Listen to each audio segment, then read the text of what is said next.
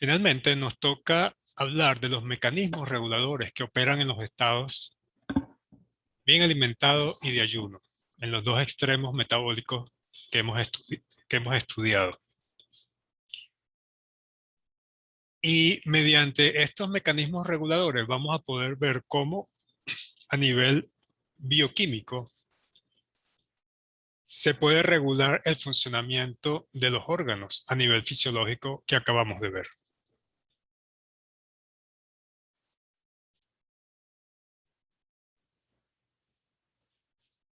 Comenzamos con el estado de ayuno. En estas láminas les voy a presentar en este panel, los efectores alostéricos. Tenemos parte de la maraña metabólica que hemos visto, la parte que nos interesa en cada momento, en cada estado metabólico. Y en cada una de las enzimas claves están los metabolitos que funcionan como moduladores alostéricos de las enzimas. En color azul se destacan los inhibidores y en color rojo los activadores. Del lado derecho, en el panel derecho, vamos a ver la modificación covalente, en este caso por fosforilación, que depende de la relación insulina-glucagón. Y aquí está ejemplificado en rojo, y eso, si es un círculo, un punto y un círculo, significa que la enzima está fosforilada, y fíjense que ahí está el punto del círculo y una P del grupo fosfato en cada una de las enzimas claves. Si no se indica nada en particular en la flecha, significa que esa fosforilación activó la actividad de esa enzima, y si hay un par de líneas cruzadas, significa que la inhibió. Entonces, teniendo en mente tanto los factores alostéricos como la modificación covalente por fosforilación, veamos cómo se regula el estado de ayuno en el hígado. En esta final de la clase nos vamos a centrar solamente en el hígado como órgano central del metabolismo. Recordemos que en ayuno la concentración de glucagón aumentó, por lo tanto la relación insulina y glucagón disminuyó. Es 0,15 como hemos visto anteriormente. Y bajo este estado hemos hablado que en el ayuno temprano el hígado es glucogenolítico y es gluconeogénico. Y en el ayuno tardío, además de seguir siendo gluconeogénico, pasa a ser cetogénico. Veamos cómo se regula esto a nivel de efectores alostéricos y modificación covalente. En el primer caso, en el ayuno temprano, dijimos que el hígado es glucogenolítico, es decir, degrada el glucógeno hepático. Aquí está el glucógeno. La enzima glucógeno fosforilasa es la encargada de fosforilar el glucógeno a glucosa 1-fosfato. Y de esta manera se libera glucosa a la sangre. Aunque hay moduladores alostéricos que preparan las enzimas, la glucógeno fosforilasa, para el estado, o sea, favorecen su estado de fosforilación, en realidad quien cambia la actividad enzimática acá es la modificación por fosforilación. Y en este ciclo de sustrato de glucógeno, glucosa 1-fosfato, UDP-glucosa, glucógeno, vemos que la fosforilación de la glucógeno fosforilasa por un lado y de la glucógeno sintasa por el otro, cambia la actividad de tal manera que se favorece el flujo de carbonos desde el glucógeno hacia glucosa. Por lo que la fosforilación activa a la glucógeno fosforilasa e inactiva a la glucógeno sintasa. Entonces, de esta manera, el hígado, en esta condición de ayuno, particularmente en ayuno temprano, utiliza el glucógeno. Y una de las marcadores de la finalización del ayuno temprano es justamente cuando el glucógeno se agota. La otra característica que permanece durante todo el ayuno es el hígado como órgano gluconeogénico, es decir, que fabrica glucosa a partir de compuestos de 3 carbonos. Así que veamos en el panel izquierdo, identificamos esos compuestos de 3 carbonos. Aquí tenemos el lactato, aquí está piruvato, y vemos cómo ambos, bueno, el lactato se debe oxidar a piruvato y piruvato entra a la mitocondria. Al aumentar la concentración de piruvato en la matriz mitocondrial, sabemos que piruvato tiene 2 destinos. Aquí hay una partición, una encrucijada. O el piruvato se descarboxila oxidativamente para formar acetil-CoA, o se carboxila para formar oxalacetato, y el oxalacetato sale de la mitocondria, en este caso a través de la lanzadera malato-aspartato, que no está toda dibujada, hacia el citosol, y estos carbonos se redirigen hacia la síntesis de glucosa a partir de estos compuestos de 3 carbonos. Y fíjense que acá el modulador de esta partición es el acetil-CoA. El acetil-CoA inhibe la piruvato deshidrogenasa, que es la enzima que transforma piruvato a acetil-CoA, y activa a la piruvato carboxilasa. Por lo tanto, el aumento en la concentración de acetil-CoA mitocondrial conlleva a que los carbonos de piruvato vayan a la gluconeogénesis, carboxilándose a oxalacetato, sale usando alguna de las lanzaderas que vimos, y en el citosol sigue la ruta gluconeogénica hasta glucosa. Y aquí vemos el primer activador modulador alostérico, que es citrato. El citrato es un inhibidor de la enzima que transforma fructosa 6-fosfato en fructosa 1,6-bisfosfato, es decir, la fosfofructoquinasa 1, la inhibe.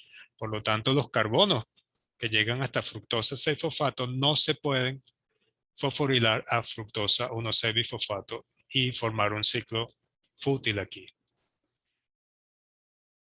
Eso hace que la concentración de fructosa 6-fosfato aumente. Y sabemos que a través de la proteína reguladora, la fructosa 6-fosfato inhibe a la exoquinasa 4 o glucoquinasa en hígado. Por lo tanto, los carbonos que llegan a glucosa 6-fosfato pueden ser liberados a la sangre para formar glucosa sanguínea. La inhibición de la glucoquinasa en este caso evitaría la fosforilación de la glucosa, ¿okay? Garantizando que los carbonos que han llegado hasta fructosa 6-fosfato puedan pasar directamente a glucosa. Esa modulación alostérica es reforzada por la modificación covalente. Y fíjense, aquí tenemos, si nos ubicamos aquí en estos compuestos de 3 carbonos y seguimos la ruta, la caminata que acabamos de hacer de compuestos de 3 carbonos hasta glucosa, nos conseguimos acá que la enzima fosfofructoquinasa, que ya la hemos mencionado porque el citrato la inhibe alostéricamente, la fosforilación de las enzimas que producen esta rama de esta ruta, que es la formación de fructosa 2,6-bisfosfato a partir de la fructosa 6-fosfato y su consecuente hidrólisis de fructosa 2,6-bisfosfato a fructosa 6-fosfato, es la enzima, estamos hablando aquí de las enzimas que sintetizan y que degradan la fructosa 2,6-bisfosfato. Cuando la fosfofructoquinasa 2, que es esta enzima que cataliza esta reacción, está fosforilada, se inhibe. Y cuando la fructosa 2,6-bisfosfatasa o la fructosa bisfosfatasa 2 está fosforilada, se activa. El resultado neto es que desaparece de la célula este metabolito que es la fructosa 2,6-bisfosfato.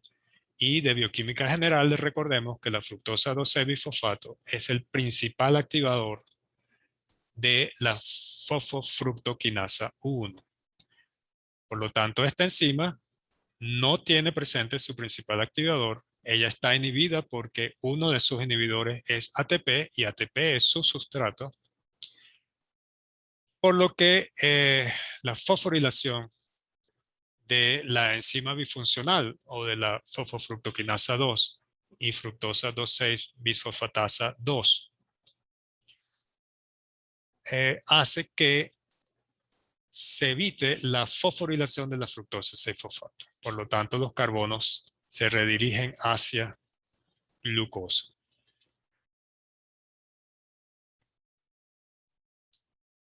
Por esta parte mitocondrial, aquí vimos como inhibidor alostérico el acetil-CoA inhibe a la piruvato deshidrogenasa. La fosforilación, que en este caso no ocurre a expensas del glucagón, porque esto ocurre dentro del compartimiento de la mitocondria, no en el citosol, pero la fosforilación del complejo de la piruvato deshidrogenasa, que recordemos es aquella enzima que tiene, que tiene varias actividades, tiene por lo menos tres actividades catalíticas, hay 5 pasos en esa ruta. Yo les mencionaba en bioquímica general que esto era, aunque aquí lo vemos como un solo paso, en realidad ocurren 5 pasos, 5 reacciones distintas.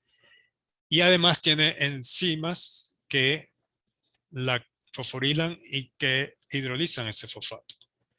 Entonces, hay señales, las mismas señales que se disparan en estado de ayuno, activan a la quinasa, es decir, a la piruvato deshidrogenasa quinasa, que fosforila a la piruvato deshidrogenasa. Y la piruvato deshidrogenasa, cuando está fosforilada, se inhibe. Por lo tanto, esta fosforilación acá refuerza la retroalimentación negativa que ejerce el acetil-CoA de manera alostérica. Y los carbonos que están entrando del compuesto de 3 carbonos se desvían entonces hacia la síntesis de glucosa.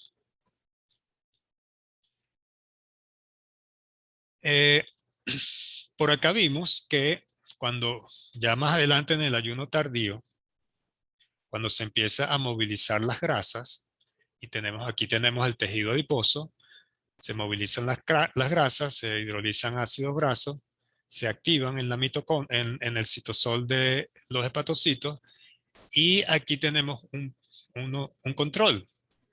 Este control, los ácidos grasos esterificados a coenzima A de cadena larga, son inhibidores de la acetil-CoA carboxilasa, que es una enzima clave que tiene que ver con la síntesis de ácidos grasos.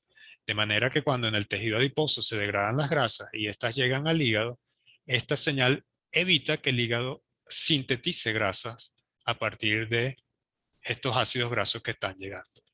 Y el destino metabólico sea seguir la lanzadera de la carnitina, entrar a la mitocondria y allí beta oxidarse.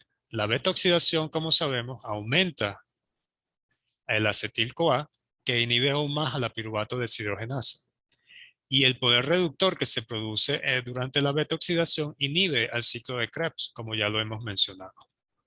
Entonces, esto ocurre, hace que el acetil-CoA aumente, evite la oxidación de piruvato, favorezca el desvío de estos carbonos hacia la síntesis de glucosa y además aumenta la concentración de citrato en la mitocondria, citrato que sale al citosol, y este citrato citosólico es el que puede actuar alostéricamente sobre la fosfofructoquinasa 1, inhibiéndola.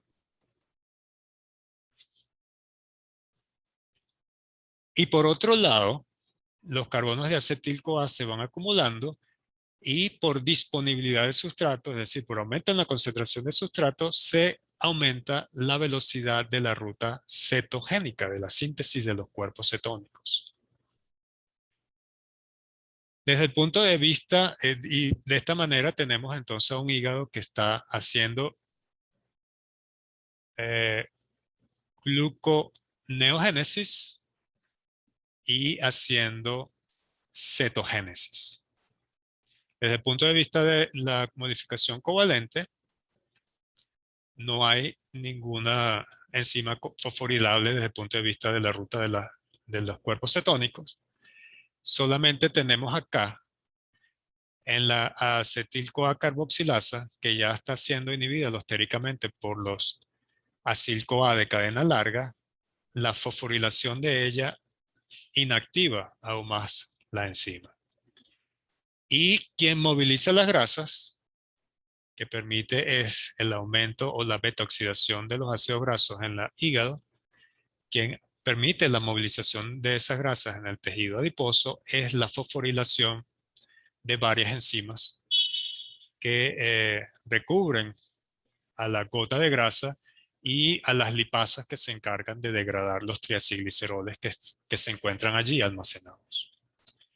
Entonces, de esta manera tenemos el panorama de modulación alostérica y por modificación covalente por fosforilación enzimática que permite que el hígado sea glucogenolítico, gluconeogénico y cetogénico.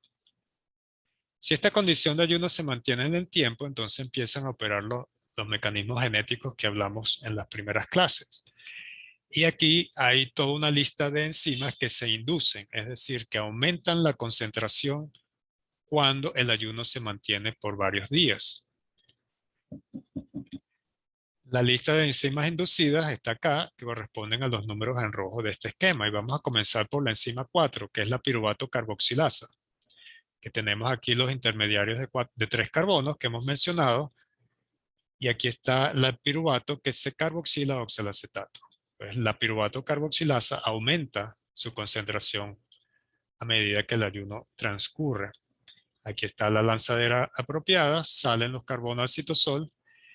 Y la enzima 3 es la fosfoenol piruvato carboxiquinasa, que recordando de bioquímica general es la enzima que cataliza la segunda reacción de lo que llamamos gluconeogénesis. El paso del oxalacetato a fosfoenol piruvato. Aquí hay una descarboxilación y un rearreglo molecular. Luego, más adelante en la ruta, nos conseguimos con la enzima fructosa 1,6-bisfosfatasa, que es la que elimina un grupo fosfato, el del carbono 1, de la fructosa 1,6-bisfosfato, y forma fructosa. Y finalmente, la otra enzima de esta vía, que aumenta su concentración por el ayuno, es la glucosa 6-fosfatasa, que permite la liberación de glucosa a la sangre.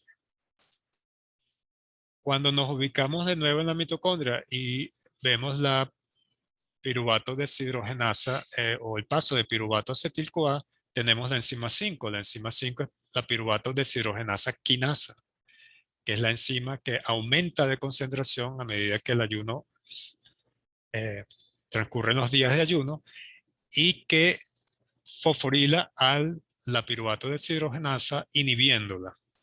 Entonces aquí está la inhibición de la oxidación de piruvato acetil-CoA, garantizando que estos carbonos vayan hacia la síntesis de glucosa.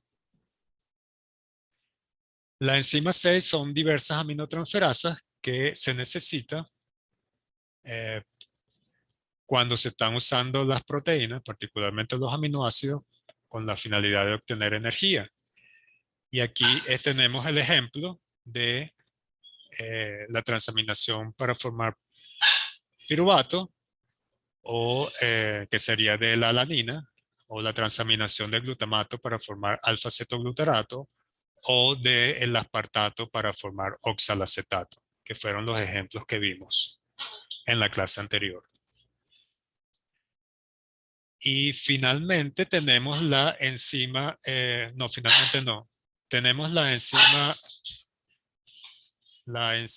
7, que es la HMG o hidroximetil glutaryl-CoA sintasa mitocondrial, que es una enzima que tiene que ver con la cetogénesis, en la formación del beta-hidroxibutirato. También aumenta de concentración. Y esta viene, los carbonos que se utilizan para la cetogénesis vienen del acetil-CoA, como ya he mencionado. Y aquí la enzima inducible es la carnitina aciltransferasa 1, que es citosólica, que permite la lanzadera de la carnitina, el paso de los ácidos grasos desde la coenzima a la carnitina, que permite la entrada entonces de los ácidos grasos a la matriz mitocondrial, donde son beta oxidados, y eso causa que se aumente la concentración de acetil-CoA. Entonces vemos que en el caso de la cetogénesis, además de la disponibilidad de sustrato, cuando pasan los días aumenta la concentración de esta enzima, hidroximetilglutaril, coenzima sintasa mitocondrial. Y la única enzima inhibida es, como les mencioné, es la piruvato deshidrogenasa. Porque como se induce la concentración de la piruvato deshidrogenasa quinasa, pues fosforila la piruvato deshidrogenasa inhibiéndola.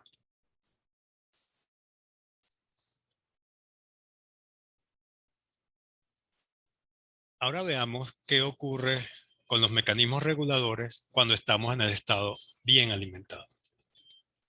Aquí tenemos de nuevo las imágenes, las láminas. Ahora en el estado bien alimentado tenemos una relación insulina-glucagón, como sabemos, mucho más alta, de 0,5. En el panel de la izquierda están los efectores alostéricos y en el de la derecha los efectores que tienen que ver con la modificación covalente. En este caso sería la desfosforilación, porque la relación insulina-glucagón está aumentada. Entonces, en el estado bien alimentado, quedamos que el hígado principalmente es glucogénico y lipogénico. Veamos cómo se hace glucogénico. Desde el punto de vista de los efectores alostéricos, tenemos que la mera presencia de glucosa comienza a activar alostéricamente a la glucógeno sintasa, la enzima que sintetiza finalmente el glucógeno, e inhibe a la glucógeno fosforilasa, que es la enzima que lo degrada. Y particularmente esto, la glucosa como efector alostérico en ambas enzimas, lo que favorece es o permite la eliminación de los grupos fosfatos que tienen estas enzimas por efecto de la condición de ayuno. Y al estar la glucógeno sintasa desfosforilada, se activa y la glucógeno fosforilasa, estando desfosforilada, se inhibe. Por lo tanto, el resultado neto, tanto o por la opción conjunta de los efectores alostéricos, que en este caso es glucosa, y la desfosforilación de las enzimas claves de este ciclo de sustrato, tenemos que lo que ocurre en el hígado, en este estado bien alimentado, es la vía que va desde glucosa hasta glucógeno. Y el glucógeno no puede ser degradado. Por lo tanto, esta es una de las formas como el hígado repone su glucógeno, el glucógeno hepático en el estado bien alimentado. Ahora veamos la característica del lipogénico. Para ello vamos a seguir el camino de la glucosa hasta los triacilgliceroles, desde glucosa hasta ácidos grasos y triacilgliceroles. Y como efectores alostéricos tenemos acá que la glucoquinasa o exoquinasa 4, que es la correspondiente a isoenzima en el hígado, sabemos que a través de la proteína reguladora, la fructosa 1-fosfato es un activador de la fosforilación de la glucosa y la fructosa 6-fosfato es un inhibidor de la fosforilación de glucosa. Entonces, en este estado bien alimentado, se favorecería la fosforilación de glucosa cuando llega al segundo ciclo de sustrato, que es el de la fructosa 6-fosfato y la fructosa 1,6-bifosfato, opera un mecanismo alostérico, que es el aumento en la concentración de fructosa 2,6-bisfosfato en el citosol. Y sabemos que la fructosa 2,6-bifosfato es el principal y más potente activador conocido de la fosfofructoquinasa 1. Y que a su vez inhibe a la fosfatasa o a la fructosa bisfosfatasa 1. Y el aumento en la concentración de fructosa 2,6-bifosfatos viene dado por la modulación covalente de la enzima quinasa que lo produce y de la enzima fosfatasa que la degrada. En este caso, cuando ambas enzimas están desfosforiladas, la actividad de quinasa aumenta y se inhibe la actividad de fosfatasa. Por lo tanto, se produce fructosa 2,6-bifosfato en el citosol, que va a activar la vía desde glucosa hasta triacilglicerol a nivel del segundo ciclo de sustrato. Esto trae como consecuencia también el aumento de la fructosa 1,6-bifosfato. Y esta fructosa 1,6-bifosfato es un activador de la piruvato quinasa, la enzima que transforma el fosfonol piruvato a piruvato. Y esta activación de esta enzima también se ve favorecida en el hígado por la desfosforilación de la enzima piruvato quinasa. Por lo tanto, se favorece o se garantiza que una vez que los carbonos lleguen a nivel de la fructosa 1,6-bifosfato, continúen la ruta hasta piruvato, tanto por modulación alostérica como covalente. El piruvato, como sabemos, debe entrar a la mitocondria. En la mitocondria, la presencia de piruvato activa a la piruvato deshidrogenasa, por lo tanto, se produce acetil-CoA. Y la desfosforilación de la piruvato deshidrogenasa quinasa disminuye su actividad, la actividad de quinasa, por lo tanto, no fosforila a la piruvato deshidrogenasa y aumenta la velocidad o el flujo entre piruvato y acetil-CoA. Acá, de nuevo, hablemos de la partición de piruvato, que puede irse hacia acetil-CoA, pero también hacia oxalacetato. Y en este caso, acetil-CoA junto con el oxalacetato forma citrato, que es, como sabemos, la primera reacción del ciclo de Krebs. Y ese citrato, también lo podemos ver en este lado del panel, sale al citosol, el citrato mitocondrial, ahora es citrato citoplasmático, y aquí actúa como señal alostérica para la acetil-CoA carboxilasa. Es decir, que favorece el flujo de carbono hacia la síntesis de los ácidos grasos. Esta señal también es reforzada por la desfosforilación de la acetil-CoA carboxilasa. Y finalmente, el aumento de malonil-CoA que se produce por aumento en la actividad de la enzima que lo produce, inhibe la degradación de los acil-CoA de cadena larga. Por lo tanto, el destino de ellos ahora está redirigido hacia la síntesis de triacilgliceroles y su exportación hacia otros tejidos, a los tejidos extrahepáticos. Entonces, esta es la forma como el hígado se mantiene glucogénico, es decir, sintetizando glucógeno, y lipogénico, es decir, sintetizando triacilgliceroles. Al mantener el estado bien alimentado en el tiempo, se activan todas estas 12 enzimas que vemos acá. Es decir, se aumenta, se induce los mecanismos que permiten el aumento de la concentración de estas enzimas. Y veamos cuáles son. Por acá tenemos la glucoquinasa. Por acá está la enzima 4, que es la fosfofructoquinasa 1, también aumenta de concentración. Y la enzima 5, que es la piruvato-quinasa. Entonces, aquí se garantiza aumento del flujo de estos carbonos hasta piruvato por el aumento en la concentración de estas tres enzimas claves. Además, vemos que el par de enzimas claves que tienen que ver con la ruta que va desde glucosa hasta ribulosa 5-fosfato o ribosa 5-fosfato, como lo son la glucosa 6-fosfato deshidrogenasa y la 6-fosfogluconato deshidrogenasa, que son las dos enzimas claves de la ruta de las pentosas fosfato, también aumentan su concentración. Y recordemos que esta ruta es importante porque produce poder reductor para la síntesis de las grasas, la lipogénesis, bajo la forma de NADPH. La otra reacción que produce NADPH es la reacción de la enzima málica. Y esa reacción se favorece por el ciclo citrato-piruvato, que aquí lo tenemos en forma simplificada. El piruvato mitocondrial se transforma o se oxida acetil-CoA, que se une a oxalacetato, aumenta citrato en la mitocondria, sale citrato del citosol y la liasa, que también aumenta su concentración por efecto de varios días de estar bien alimentado, que es la enzima ATP citrato liasa, escinde el citrato en acetil-CoA y oxalacetato.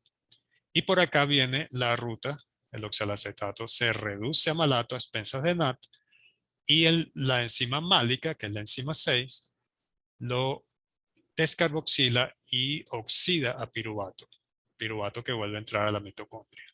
En este paso se produce también poder reductor bajo la forma de NADPH que se necesita para la síntesis de los ácidos grasos y del colesterol. Siguiendo la ruta por acá, tenemos este acetil-CoA y la enzima 8, que es la acetil-CoA carboxilasa, que ya la hemos mencionado porque tiene efectores alostéricos, responde a modulación por modificación covalente y ahora también aumenta su concentración por efecto del estado bien alimentado.